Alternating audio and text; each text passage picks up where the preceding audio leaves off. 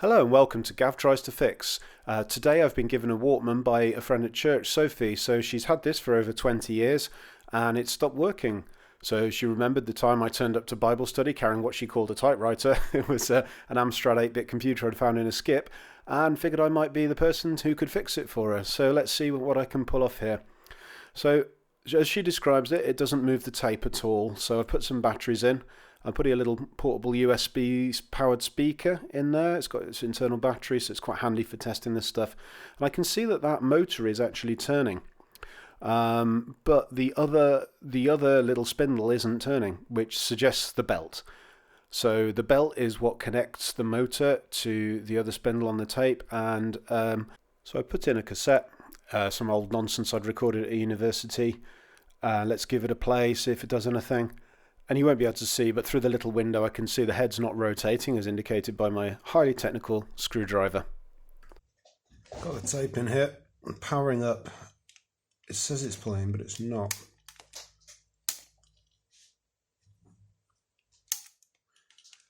So if you look at the tape heads, they are rotating. It's either the auto stop mechanism. Oh, it played for a second, didn't it? It did shift. So is that the auto stop? So I would have thought that would be playing forwards.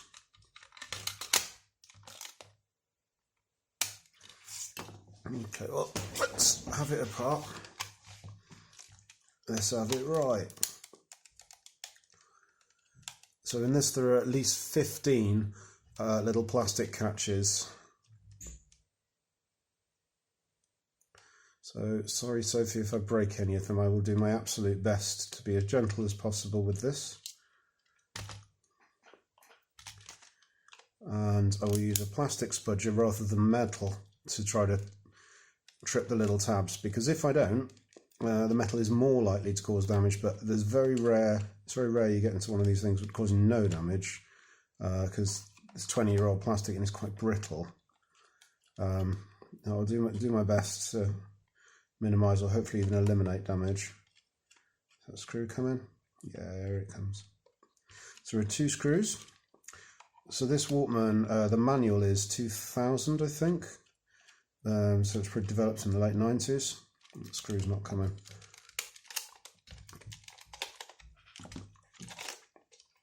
Wasn't the most expensive Sony, but it's Sony's an excellent brand. Can't go wrong. Okay, so let's close that up. So no tabs in there as far as I know. Oh yeah, there are a couple there. That seems to be for the underside. Right, well, this is the tricky bit. Let's see if I can get in. So these plastic tabs are pretty tricky to get to. I had them a second ago. There you go. Looking to press them in and just put just enough force to open it out a bit. The reason I'm using plastic is it doesn't damage the plastic of the case quite as much, but like I say, you're not going to fully eliminate the damage. There's always going to be a bit. I'm a bit worried that screw wouldn't come out, but it's probably out enough. Okay, it's not. Yeah, it's not holding on. I had another one of these that I was experimenting on. So before working on Sophie's beloved player, I bought one off eBay that didn't work, took it apart, made sure I understood it. And that one had a faulty drive motor. Well, it wasn't actually the motor, I think it's the motor controller, because they have these brushless motors in here that have 4 wires, which are for control signals. One of them's a control signal, they're not just a simple motor. Yeah, this is the side that's really tricky. Now I could use my case knife, but if I use that, the chance of damaging the plastic is pretty high. Let's see if I can get any further down here. Gosh, doesn't want to come apart, does it? So let's see if we can help things out by there's 3 in here. 1, 2, 3. Is that one gone? It has now. Here we go. Okay, well that was relatively painless. I don't think I've broken any of the tabs there. Well done me. Alright, visual inspection. Power looks good. The belt is knackered. Look at that. Right, so I'm going to have to heat up the soldering iron because I can either remove this ribbon cable or remove these four connectors for the motor. So there's the motor there. So I'm going to remove these four. I just have to power up my tools. Why does a microscope always turn itself on? I don't need a microscope right now. Let's get that out of the way. I'm not using that.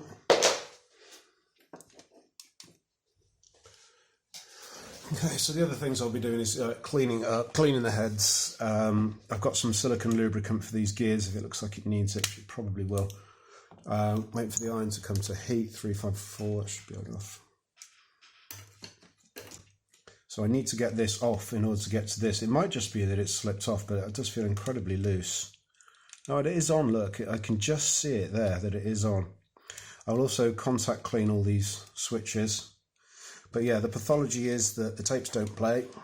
Even though this motor's turning, it's not turning that one by the belt. Now my concern here is these, oh okay, so they've just been hooked over, that's not too bad then. So I'm using my soldering iron, just going to give them a little touch.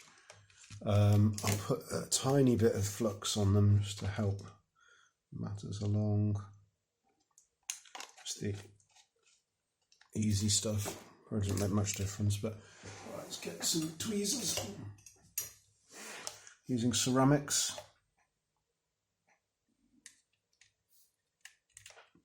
Right, there's one. I'd normally have a fan on, but the noise would drive me mad. Two.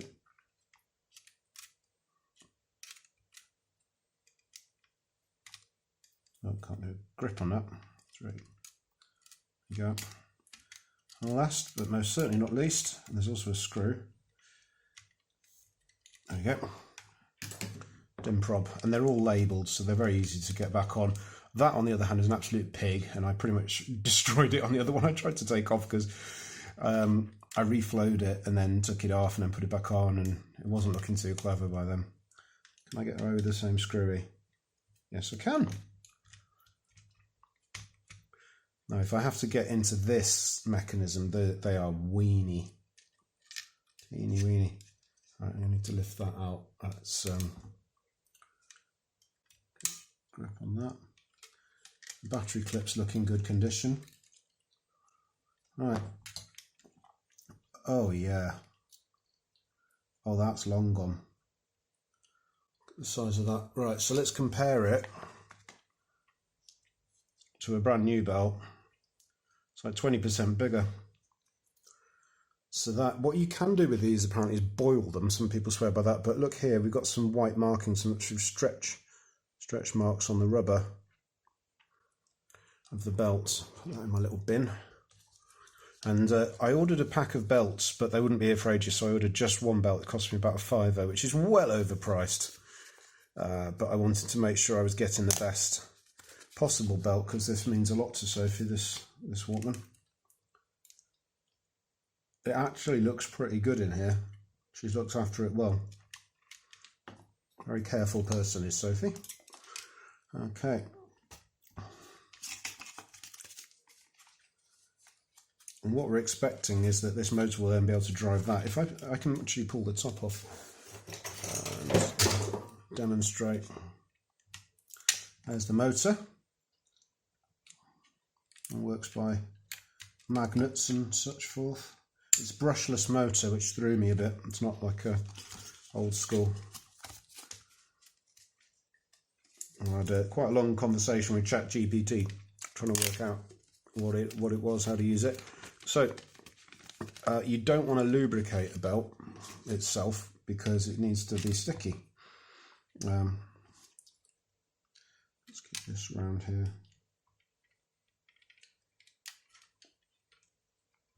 Very gentle because of that ribbon cable being there. So that's much more taut. And that motor is now able to drive that correctly. Okay, and there's the auto stop mechanism there. So when it can't play any more tape, that clicks in and it presses the stop button. Right. I think what I'll do is, while I'm in here, sip a beer for the working man.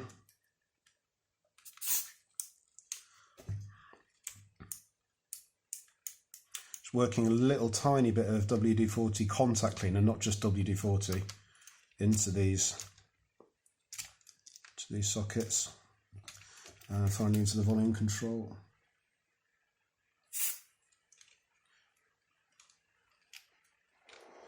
You only need like the tiniest amount, just gets a little bit of a grit out. And it evaporates quickly, so if I've splashed it on anything, no worries. This is the Mega Base switch here. The world's tiniest, weeniest switch.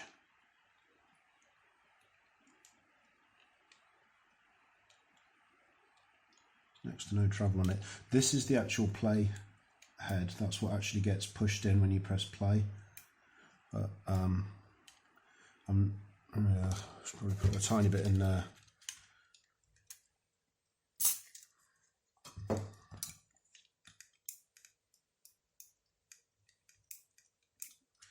Okay. Right, now we can reassemble. I'm really hoping this goes well. I'll be devastated if I break it. Let's get that out of the way. That's all got to feed through here. And it all hooks over the top. Oh good, I'm still in shot. That's unusual for me. Okay, usually when I reassemble there's something I've missed and I have to kick myself later. But there's a speed adjust screw, which I think is that. Is it that? I can't see anything else it could be. So if the speed's not quite right, there is an adjustment that can be made. Just got to make sure I've aligned this all correctly, especially that switch. There we go. And then that, does it go that side? I suppose it's got it, isn't it? Right, it's all sitting nicely.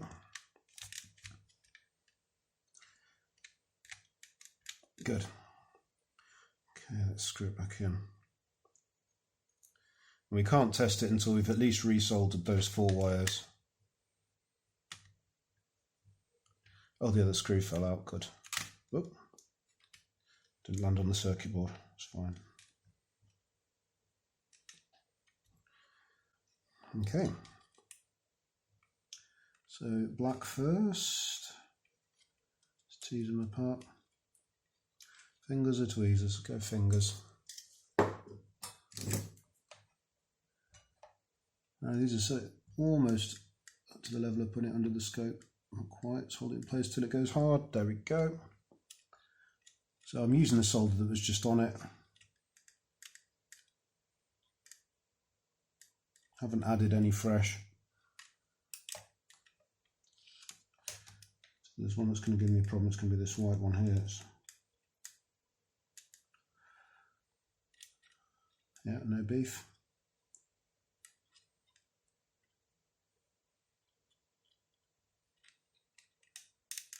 Okay, I haven't shorted that. No.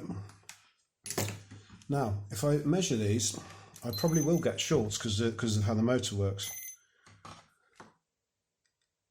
Yep.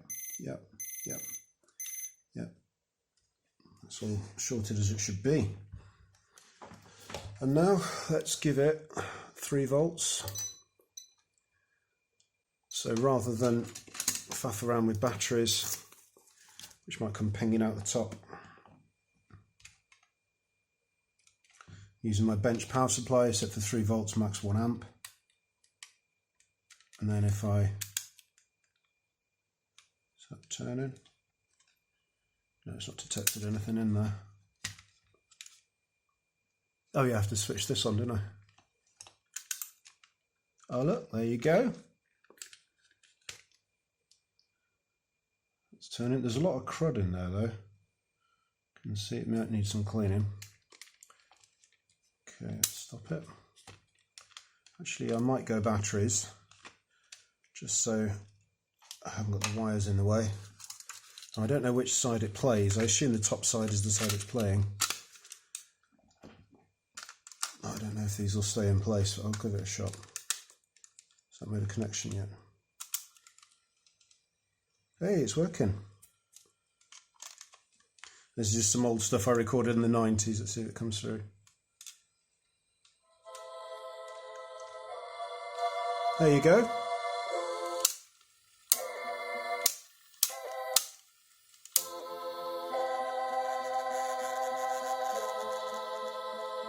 This is me in about 1995. Cakewalk, MIDI. It's buzzing, just the speaker's trash, but perfect. All right, let's get this reassembled, shall we? Let's get these out of the way. Get these folded out of the way so it will close nicely. Okay, now is there anything I actually want to do in here? No, the only actual cleanup I want to do is actually on this side. I'll put a demag tape on it. But let's get the back on first, just to keep it all safe from my bumbling. This all just snaps back on, so don't be too alarmed at the sound. A couple of them might need a little... Oh, that one's out of position. Oh yeah, that one of them did break. You're always going to lose one, sorry. You got 14 others, I think you'll be alright. Right, I'm not going to screw it back together yet, but to clean the playhead, I'm going to use a small amount of isopropyl alcohol. I won't use it on rubber components because rubber will perish with this. So what I'm going to do is with this roller here, I'm just dry cleaning it. Just to get any worst of the worst off. These heads have got some crud inside them, but I'm not sure how much I can actually do for that. Isopropyl. I'm just going to clean. If I press the play button in, I can get to that head. It's clean as a whistle, that. Nothing coming off there. All right. I will just give those a little, it's just plastic in it. Just giving it a little scooch around inside. Okay, reattach the battery clip later. Okay, happy with that. So what we've done, we've replaced the belt, we've got contact cleaner in these. That's the auto volume limiter. It's just probably a big compressor really, isn't it? It's compressor limiter probably, just a limiter. Make sure you don't blow your ears off. Careful with volume, you don't want tinnitus, it's flipping awful. Alright.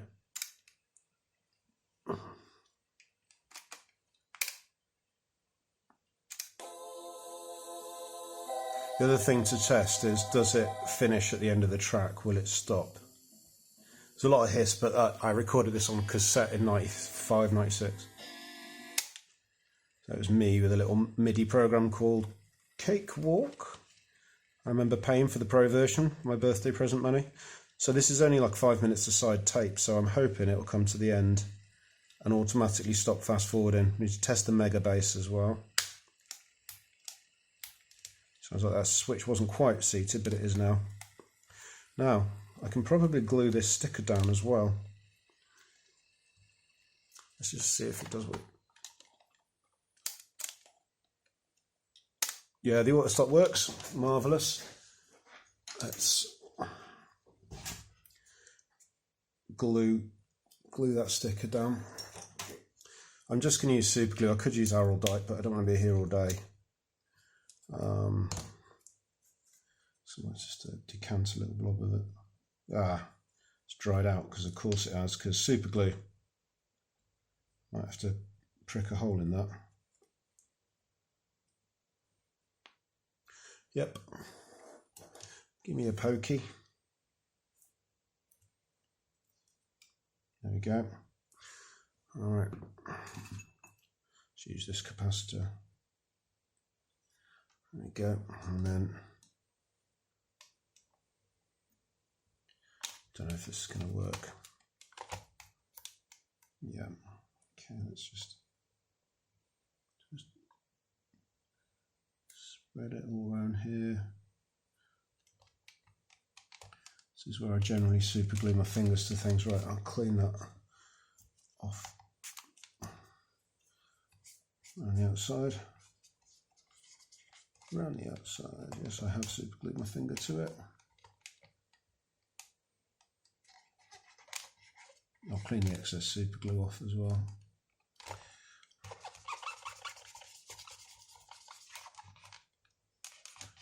It's better than it was. It's not gone completely flat, but it is as old as it is.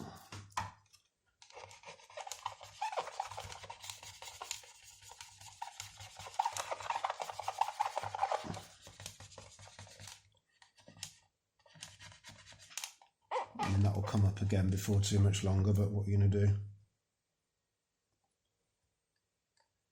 Working a tiny bit of super glue into there.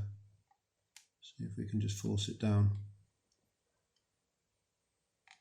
I'll get on that with a toothbrush in a minute, get that extra super glue off.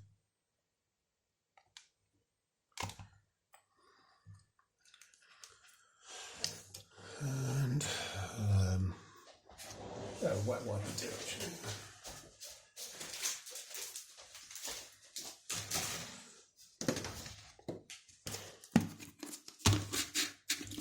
Little anti-static wipe.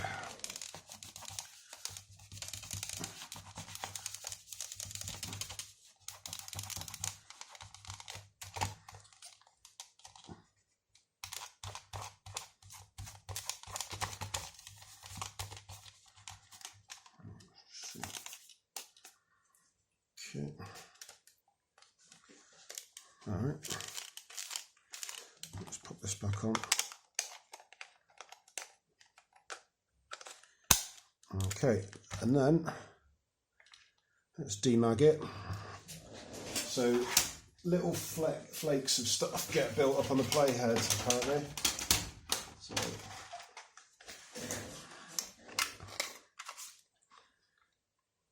just put this in play, don't you? It's been a while. Insert the cassettes, play for 30 seconds. It's already at the end. Yeah, apparently so.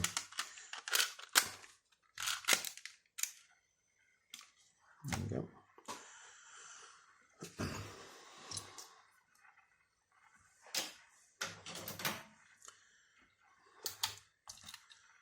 So I think we can call that a successful repair. It's probably long enough. I don't know. I don't know if that demagnetizer does anything anymore. It's ancient, but can't hurt. Unless it's covered in sandpaper, in which case it could. Okay.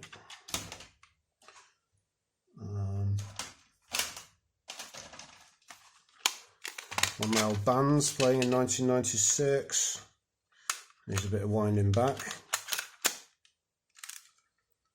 So the rewind's working nice. You can see that tape stacking up.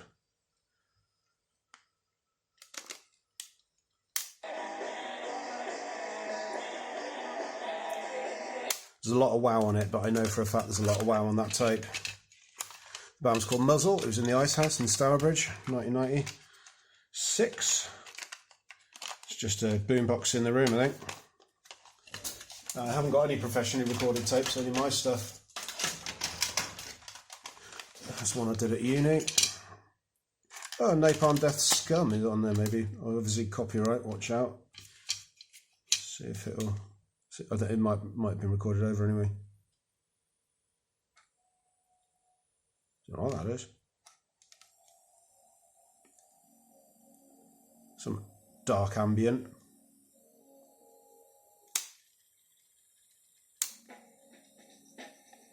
Oh, this is stuff I did.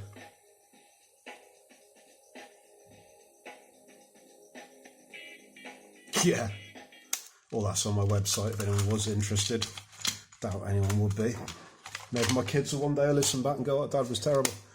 Alright, So there you go, Sophie. This is fully repaired and I'll bring it to you at church. Just for the anxious, let's put the screws back in. Not driving them too hard. I don't want to break the screw post, just making sure it's secure. I'm going to keep cleaning that corner just to make sure it's not too scuffed from where the super glue spread a little more than I wanted it to.